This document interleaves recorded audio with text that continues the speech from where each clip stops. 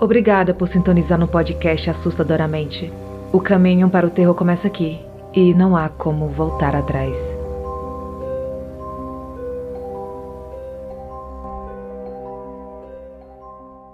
Olá, ouvintes do podcast, sou Daniela Abreu, trazendo mais uma coletânea de relatos sobrenaturais para vocês. Quer maratonar episódios inéditos? Baixe o aplicativo Orelo e tenha acesso a novos episódios exclusivos. E vamos para os relatos de hoje. A Fada. Meu nome é Júlia, sou de Feira de Santana, perto de Salvador, na Bahia. Hoje vou contar uma história que não é assustadora, e sim curiosa, e foi muito marcante para mim. Desde sempre gostei de ouvir histórias assustadoras e nunca fui muito religiosa. Certa noite, quando eu tinha por volta de 5 anos de idade, acordei durante a madrugada devido a um barulho estranho. Não era alto e também não era muito baixo. Era como se fossem asas batendo, tipo um bicho voando. Quando eu abri os olhos, vi algo como se fosse uma fada. Era verde, lilás e cintilante. Na época eu era pequena, então achei que fosse a fada do dente. Eu não senti medo. Era como se aquilo me confortasse e eu senti uma paz ao vê-la voando e saindo pela janela. O estranho foi que, ao acordar pela manhã, a janela do meu quarto estava fechada, sendo que ninguém havia fechado. Esse relato eu recebi no e-mail.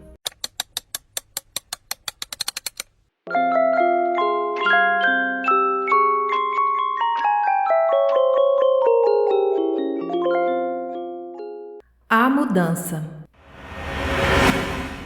A história que irei compartilhar ocorreu quando eu tinha 14 anos. Mudamos para a casa da minha avó e depois de uns anos surgiu uma nova mudança, agora para a casa que seria nossa. Bem, eu sempre fui sensível ao sobrenatural. Costumava ver, ouvir e todas aquelas sensações de arrepiar que aterrorizam qualquer criança. Mudamos para essa nova casa e, ao explorá-la, achamos cocos enterrados no quintal.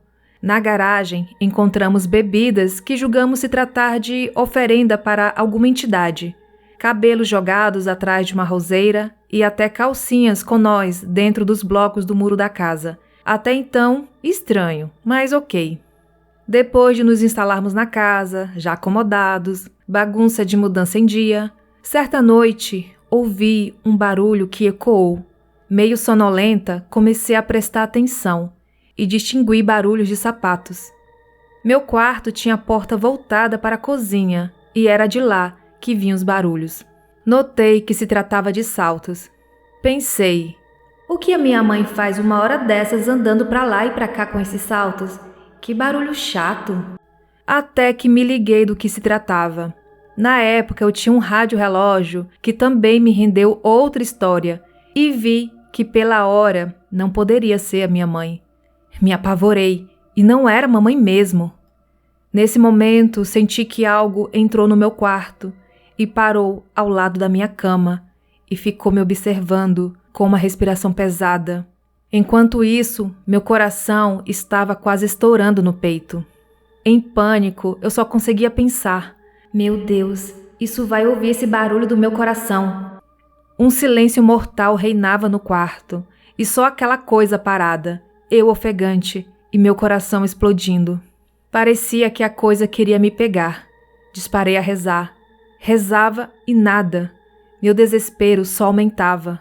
O ar já me faltava, pois havia me cobrido por inteiro, temendo que aquilo me tocasse. Depois de muito rezar, eis que a coisa saiu debochadamente. 1 toque, 2 toque, 3 toque, espaçados, meio que dizendo, tá, eu vou, mas não sei se vou.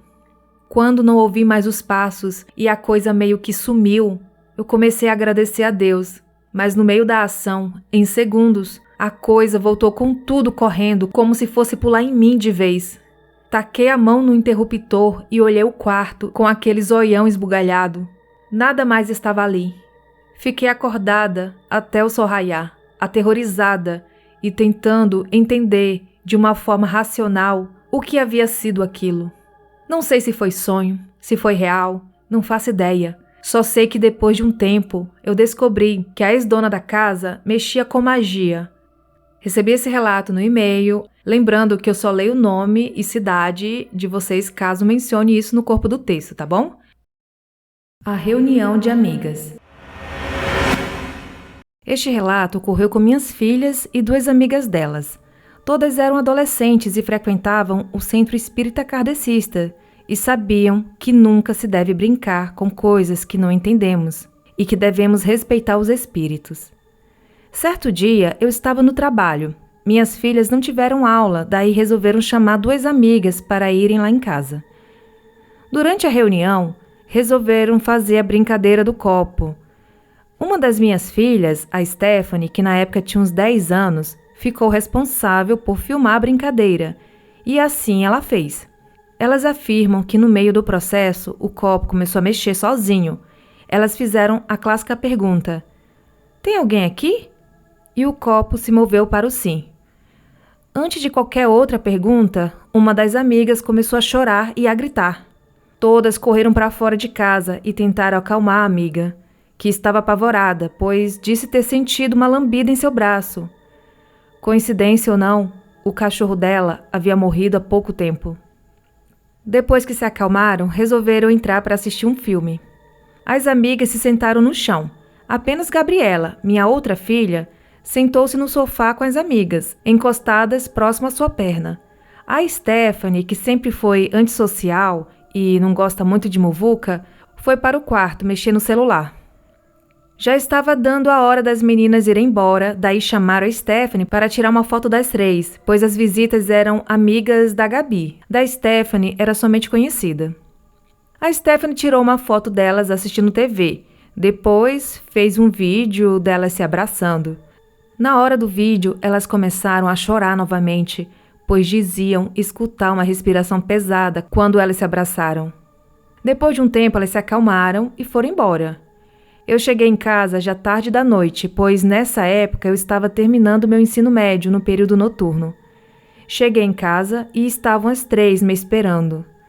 Tenho 3 filhas, a mais velha já era casada e foi lá para casa, pois as irmãs não queriam ficar sozinhas. Ensinei as minhas filhas a nunca mentir, pois eu não tolero mentira. Quando abri a porta, estavam as 3 na sala, me esperando.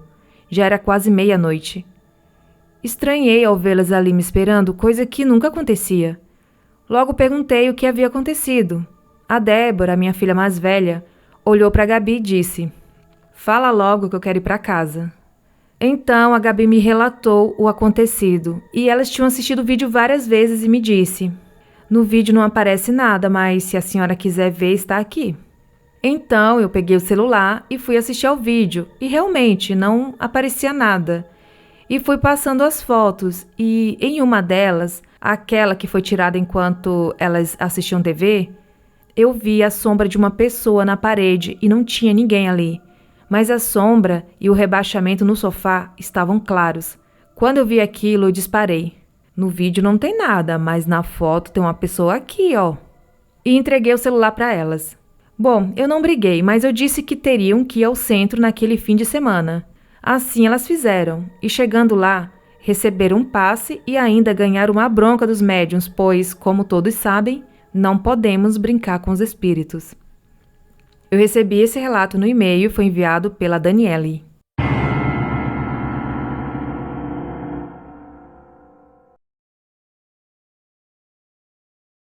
Do conto direto para minha cama. Meu nome é Mário, sou mineiro. E hoje vou relatar um pedaço de uma história bizarra que rolou comigo.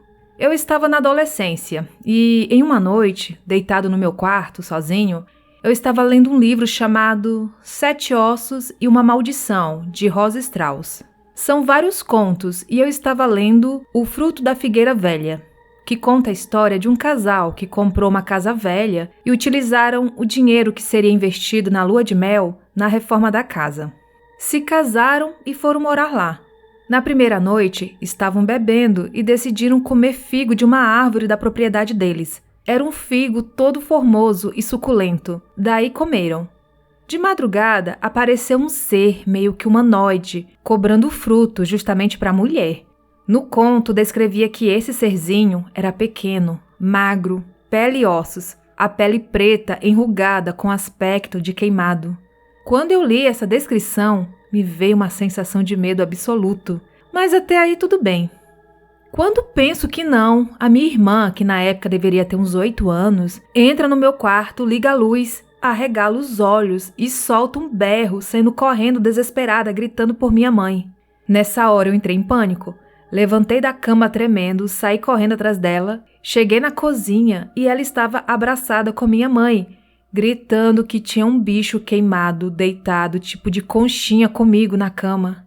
Gente, eu estou escrevendo isso todo arrepiado, porque eu fiquei muito chocado.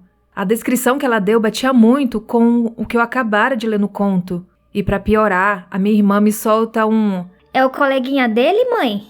Coleguinha não é um amigo vivo, é porque uma vez um senhor, tipo aqueles benzedores de roça, me disse que tinha alguém que me acompanha por conta de dívida de vida passada. Enfim, se quiser, eu envio outro relato.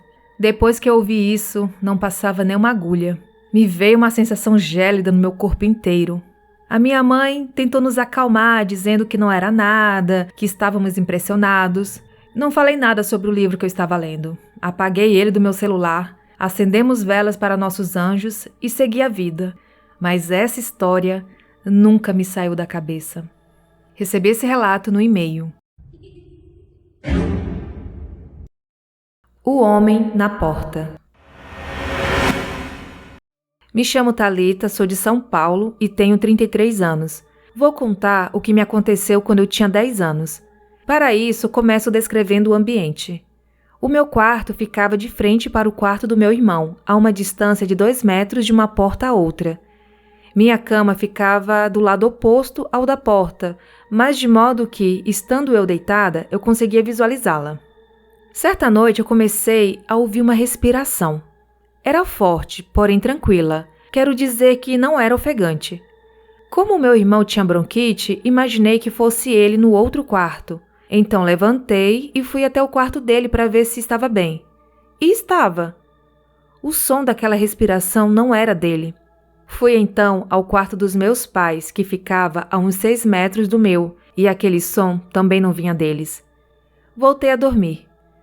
Nas outras noites, ouvi exatamente a mesma respiração. Eu repeti o processo de verificar de onde vinha e nada. Acho que de tanto procurar de onde vinha aquele som, o responsável resolveu se apresentar. Olhei para a porta do meu quarto e lá estava ele, alto, usando uma capa e uma cartola. Aquilo me deixou tão apavorada que não consegui nem gritar pelos meus pais e me escondi embaixo da coberta.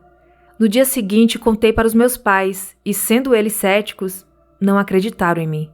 As noites seguintes foram exatamente iguais. Em dado momento da noite, ouvi aquela respiração e bastava abrir os olhos, estava lá, o homem de cartola. O meu pavor era tanto que eu não queria mais dormir no meu quarto. Dormia na sala e passava praticamente as noites em claro. Só conseguia pegar no sono quando alguém acordava. Toda vez que tentava dormir no meu quarto, o tal homem aparecia. Pouco tempo depois, eu tive uma crise convulsiva que, após diversos exames, não descobriram a causa. Devido ao uso dos remédios, eu conseguia dormir e, por isso, não via nem ouvia mais nada. E isso voltou a acontecer aos 14 anos, tanto o homem quanto a crise convulsiva. Meus pais foram orientados a procurar ajuda espiritual. Vieram pessoas em casa para rezar, da igreja católica, do centro espírita, e nada foi elucidado. Como havia voltado a tomar remédios, eu acabava dormindo, e devido a isso eu não via mais nada. Muito tempo depois, já adulta, comecei a frequentar um terreiro de Umbanda, e certo dia um Exu me disse: "Te acompanho desde pequena, eu sei que te assustava." Na hora me veio na memória o homem de cartola. Ele se chamava Exu do Ouro. Pouco tempo depois, fizeram uma novena em que levariam para casa uma imagem do Exu do Ouro. E quando abri a caixa onde a imagem estava, senti um arrepio no corpo inteiro. Adivinhe só como ele era. Um homem vestindo uma capa e uma cartola. Recebi esse relato no Telegram e foi enviado pela Thalita. O recado da minha tia. A minha tia faleceu em 2019. Ela era jovem e foi uma morte bem inesperada. Sofri muito por achar que não havia falado o quanto eu gostava dela, sei lá, aquele sentimento ruim de que poderia ter feito mais, sabe? Eu acredito que exista céu e inferno e sempre me questionava pensando, será que ela está bem? Um dia, a minha mãe teve um sonho com minha tia e nesse sonho, a minha tia falou, diz pra fulana, no caso eu, que eu estou bem, ela não precisa se preocupar. Detalhe, a minha mãe não sabia que eu pensava nisso. Eu nunca disse pra ela que questionava se minha tia estava bem ou não. Acredito muito que ela tenha vindo no sonho para dar esse recado. Ano passado, 2022, também tive um sonho com minha tia. Eu nunca havia sonhado com ela antes. Sonhei que estava em um lugar muito bonito e tinha muitas pessoas, todas vestidas de branco. Tinha uma mesa muito grande e nela tinha muitas comidas e frutas. Era tudo muito bonito. A minha tia estava lá. Eu a abracei e perguntei como era viver ali. E ela me respondeu. Aqui nós não sentimos dor e só lembramos das coisas boas que vivemos. E sorriu. Meu relato não é muito assustador, mas isso me confortou muito porque eu me sentia culpada por não ter dado a total atenção que ela merecia. Mas hoje sei que ela está bem e feliz no lugar onde está. E isso me conforta. Acredito que exista muito mais além da vida na Terra. Recebi esse relato no e-mail e a pessoa pediu anonimato.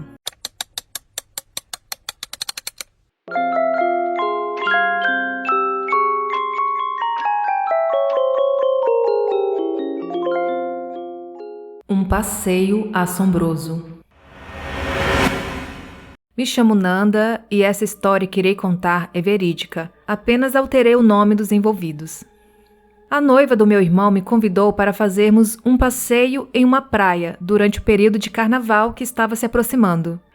Com receio de passar o carnaval sozinha em casa, decidi aceitar o convite. Até porque, onde eu moro, não se comemora o carnaval devido à violência e às mortes que ocorriam durante esse período. Nas vésperas da viagem, a dona da casa de praia que havíamos alugado informou que não poderia mais alugar o imóvel e estornou o dinheiro que havíamos pago com antecedência. Foi um desespero, afinal o carnaval estava na porta e não queríamos desistir da viagem. A minha cunhada correu para um aplicativo para procurar outro imóvel, até que conseguiu encontrar uma casa exatamente no lugar onde ela queria. Finalmente chegou o grande dia. Arrumamos tudo no carro e partimos. Eu só conseguia pensar na praia, em um dia de sol e tranquilidade. Mas infelizmente, as coisas não aconteceram do jeito que eu imaginei. No carro estava eu, a minha cunhada e meu irmão. A minha cunhada alugou a casa, mas as fotos que ela viu no aplicativo eram apenas da parte externa do imóvel. O dinheiro do aluguel dessa casa foi pago através de um depósito feito em uma conta bancária. A dona da casa informou que pagaria um pintor para passar uma tinta nas paredes externas, pois estavam um pouco danificadas devido à maresia. Disse ainda que deixaria as chaves da casa dentro de um vaso de planta. Até aqui tudo certo. Chegamos ao local e nos deparamos com uma rua sem iluminação. O poste ligava e desligava. Parecia que era um leve defeito com as lâmpadas. Só havia 4 casas nessa rua, sendo 2 casas de um lado e 2 casas do outro, todas muito assustadoras e pareciam abandonadas. E uma delas estava à venda. O local também era cheio de árvores, uma ao lado da outra. Ao chegar na casa, logo avistamos o carro do amigo do meu irmão, que também havia sido convidado para o passeio. Ele estava acompanhado da esposa e dos filhos. Estava lá, aguardando a nossa chegada, com os faróis do carro ligado. E ainda não haviam entrado na casa. Ao chegar lá, eu pude notar que o portão de entrada da residência era enorme, e na parte de fora, próximo ao portão, havia um vaso com espada de São Jorge. Pegamos a chave dentro desse vaso e abrimos o portão de alumínio e pronto, já estávamos dentro do quintal da casa. Olhei para a pintura, que era na cor branca, e falei com meu irmão que a casa parecia um centro espírita. Logo ao entrar, tive uma sensação sufocante. Parecia que algo me acompanhava dentro do local. Eu sempre fui muito sensitiva. Entrei em um dos quartos que estava fechado e nele tinha uma cama de solteiro e um guarda-roupa embutido. Quando abri o guarda-roupas, vi panelas imensas de alumínio e outras coisas que me deixou arrepiada. Contei isso aos demais, mas ninguém me deu atenção. Fomos dormir. Como o quarto foi fechado no intuito de não ser usado, o combinado foi que eu e o casal de amigos do meu irmão e seus filhos dormíssemos na cozinha. A minha cunhada e meu irmão dormiriam na sala. Bom, até aí tudo certo, só que eu estava sufocada, me sentindo muito mal. Decidimos dar uma volta pelos arredores e retornar mais tarde para casa. Quando chegamos, a minha cunhada decidiu assistir a um filme de terror com meu irmão na sala. Lembro-me que o filme era de um menino que ouvia e via pessoas mortas. Eu estava fraca e com muito sono, então fui dormir. Deitei de um lado, enquanto que do outro lado estavam os filhos do casal. Eu durmo toda coberta e, de repente, senti algo me beliscando.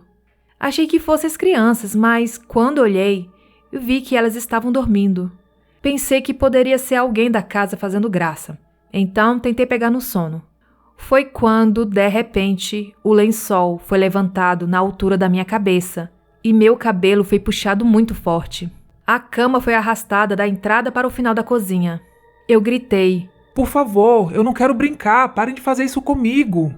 Nessa hora, criei coragem, levantei-me e corri até a sala e pude ver que todos estavam lá. Alguém puxou meu colchão? Eu estou passando mal, me sentindo muito fraca. Eu disse a eles, que me observavam assustados. Nesse instante, eles se levantaram, acenderam as luzes e olharam um colchão que havia sido arrastado.